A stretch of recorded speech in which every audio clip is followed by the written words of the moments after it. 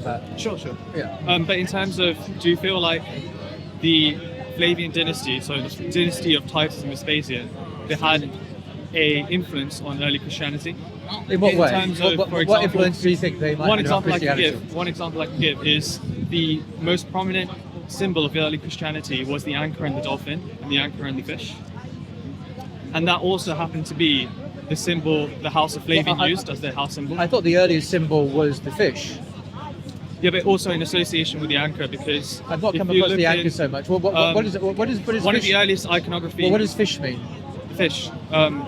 So the fish is a different symbol to the anchor and the fish. Okay. Together. Right. The usual common one was, you know what fish means? Yeah. Ichthus. Which means. Yeah. So like sorry. Please. No. What does it mean? If it matters. Yeah. Why do Christianity have fish as a symbol? They put on the walls of a catechism. These fish are men, like the allusion to No. I was asking because it ties in with your other point. Ichthus. Each letter begins is the beginning of a Greek word, okay. Which in English translates as Jesus Christ, Son of God, Savior. Yeah. Right. So it's an anagram or whatever like that, and the word ichthus just happens to correspond to that sentence. Anchor doesn't correspond to anything I've ever heard of, so I'm beginning to know why anchor was chosen. Are you familiar with the catacombs of Saint Domitilla? No. So this is one of the earliest. Well, what does the anchor mean? So the anchor, according to traditional Christianity, it means hope of Jesus. I've not really come across that. But the other meaning of the anchor in the same period and the same context, in the same time frame, was as a house symbol for the Emperor Vespasian and Titus. Yeah. And they weren't Christians or Jews. They were pagans. They had nothing to do with Christianity. But the reason theologically. The reason they adopted the anchor and the fish was because it was used in the Seleucid dynasty. No. I'm explaining. Okay. Yeah. So it was used in the Seleucid dynasty by Seleucus back in those times, and the reason he used it was to try and justify himself as some sort of sun god. Well, that was very common to be. Yeah, most of the emperors were sons of God or proclaimed as divine at their death, or by the Senate who voted them. But that had nothing to do with Christianity. No, but then I'm saying that was used in that context in Greek.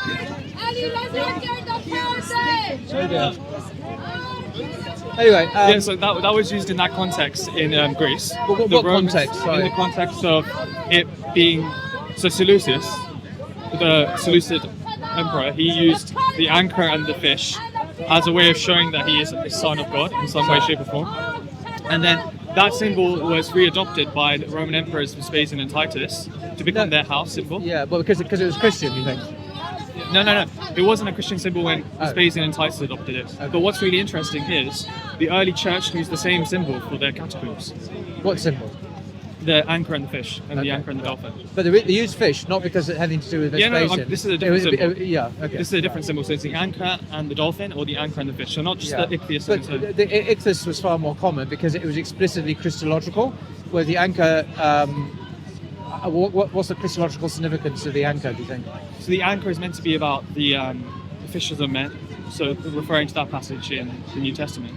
Okay. So, but it was also used by the pagan emperors. I don't see anything. Yeah, if it was a coincidence because the pagan emperors are not Christians or Jews or anything like that. Yeah. They didn't care about Christianity. If they did, they persecuted them. There's no relationship. Yeah, but they weren't persecuted. What I'm trying to argue is. Early Christianity is intrinsically linked to the Flavian dynasty of Roman emperors. Is it? Because the first church father. How is it intrinsically linked? The first church father is Saint Clement of Rome, who was a Flavian. The earliest evidence we have. Which is the church father? How do you know that he's the very first Clement of Rome? Clement of Rome, he's seen as one of the early church fathers. One of the earliest. Yeah. Oh yeah, one of the other. It's the very first. That's interesting. I didn't realise there was that ranking. Okay. Okay. Yes. Well, he was one of the first. Yeah, but what's he got to do with Roman emperors? So he was allied with Vespasian and Titus. How do you know that? Because his wife. Whose wife? The emperor's wife, or Clement of Rome's wife? What was Saint her? Domitilla. Right. Where did you read about her? So the earliest, one of the earliest archaeological evidences we have of Christianity is her catacombs. Right. And they bear the symbol of the anchor and the dolphin. Yeah, but you were going to say about how her husband was Clement of Rome. Yeah. So what was, and she was connected to the emperors. Yeah, because why would she be using the same symbol? Well, which on symbol is their that? Sorry? Which symbol is that? The anchor and the dolphin and the anchor and the fish. Why would they be using the same symbol as the Roman emperors of that time? I don't know, but there's no connection between, I'm aware, between Clement and the emperors at all. I mean, I've read his letters. Yeah. They're very well known. They're published still.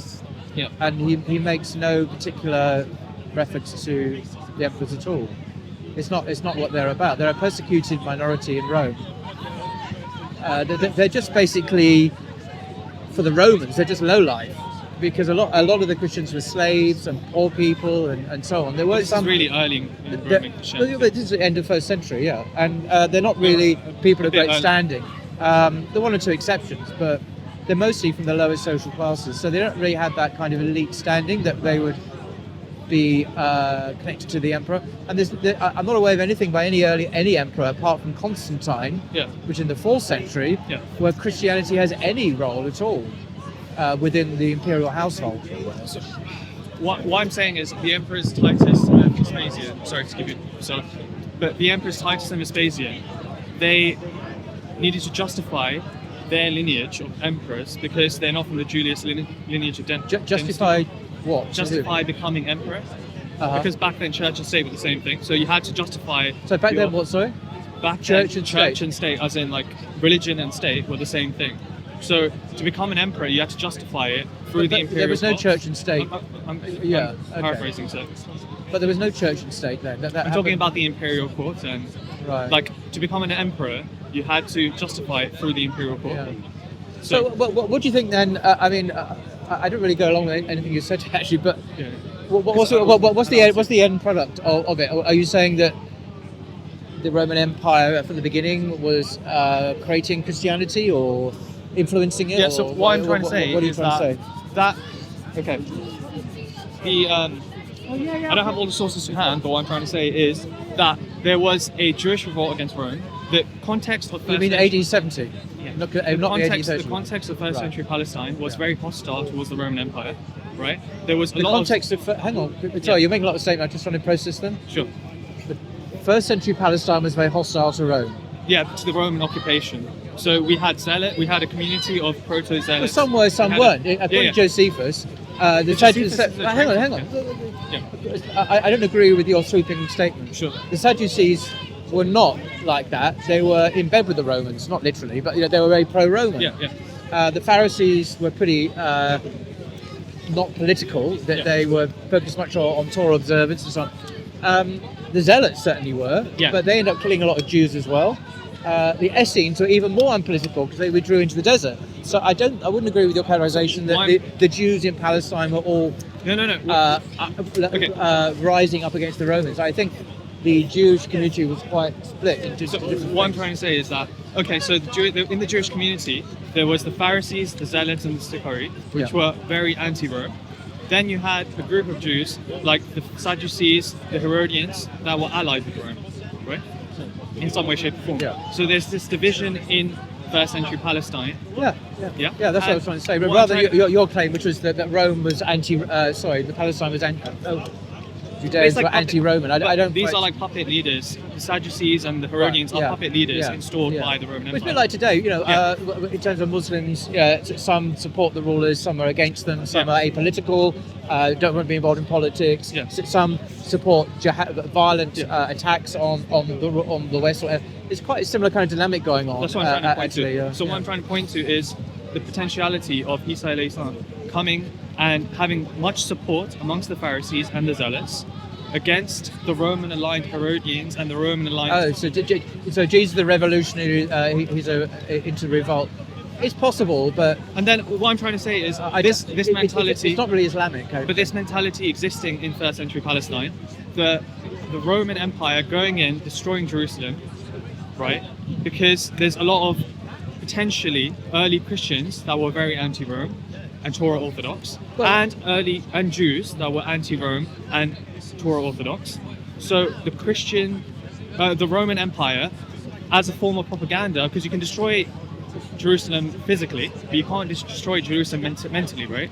So as a form of propaganda, them issuing Torah light, like Roman friendly gospels, as a form of Roman propaganda. So who's issuing Torah-friendly gospels? No, I'm saying promotion of. Oh, who's promoting Torah-friendly gospels? So the people that will be promoting Torah-friendly gospels are Herodian Jews. Herodian Jews. So, for example, so the Herodian Jews are promoting the 4 gospels. No, I'm saying, for example, through Paul. So through the figure of Paul, right? Paul, the reason he was sent by the Herodians to quench the early Christians was because he found them a threat, right? Right. He found them a threat, right? Paul, he was killing and persecuting the early Christians because he found them a threat. In what way did he find them a threat?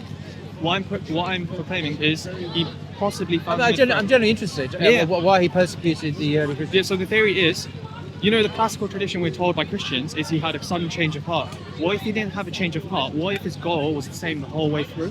So maybe he was persecuting the early church because they were Torah Orthodox, they would practice the law, right? And he's a Herodian Jew who's allied with Rome. What do you mean a Herodian Jew? So because as far as I know, Paul wasn't a Herodian Jew. He was Paul of Tarsus. He was a Hellenistic, Greek-speaking Jew from what is today Turkey. Sure. I had no particular relation with Herod. I'm aware of. I mean, he wasn't known as a Herodian Jew, as far as I'm aware at all. If anything, Gamaliel in Jerusalem, the famous Jewish scholar. I wasn't aware that he was associated with Herod specifically. Where did you get that idea from? So that's kind of from in some other writings by Josephus. He Which talks one? about a member of the Herodian family called Saulus. Uh-huh. And this Saulus was probably a son of Alexandra. So Josephus mentions Paul? This is potentially a link to Paul. No, but does Josephus mention Paul? So he talks about a figure. I'm not aware that he does. He talks about a figure called Saulus. Yeah, but does it? Yeah, Saul is a very common name because he's the first king of Israel. A lot of people were called Saul. No, does he mention the Paul that we're talking about, Josephus? So that's the theory. No, not a theory. Yeah. Sorry, it's a question of fact here. Yeah. Does Josephus mention Paul of Tarsus? And my answer is no. So what you're saying, you're constructing a speculative idea based on not actual evidence, but on what might have been the case. Josephus doesn't mention Apostle Paul, doesn't know about him, doesn't care about him. He mentions Jesus, but very briefly, in a heavily interpreted text that we have today. It's possibly mention Jesus. So it's unlikely, because Paul wasn't a serious player in the first century world, according to the Romans. So he's just some dude who got executed in Rome.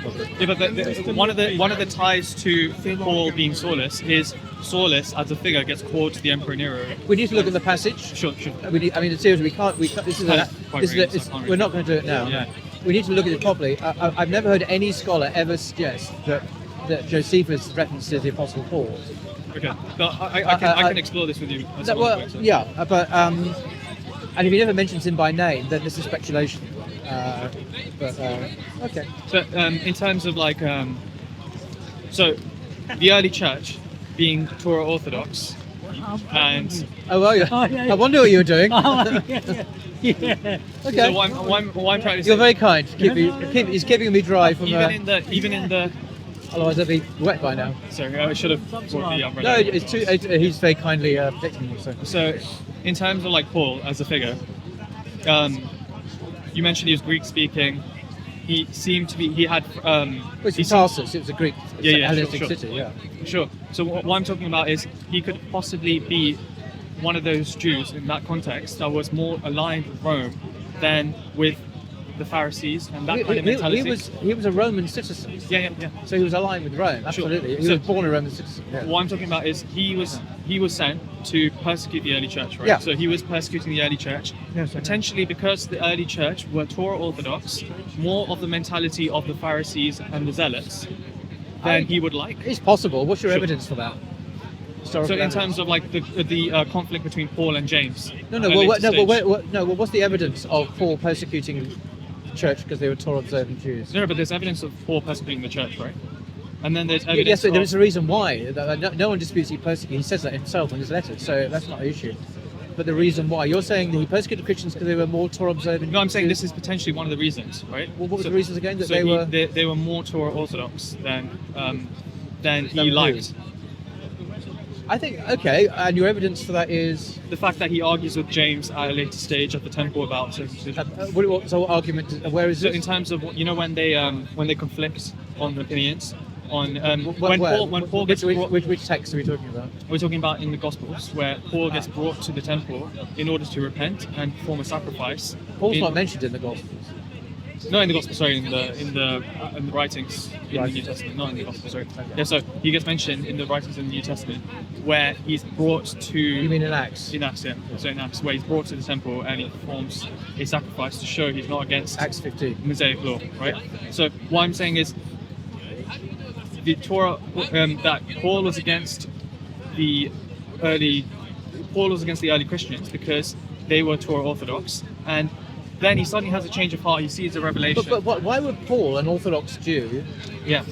have a problem with other Orthodox Jews and practicing the law? I don't get it. No, what if he wasn't?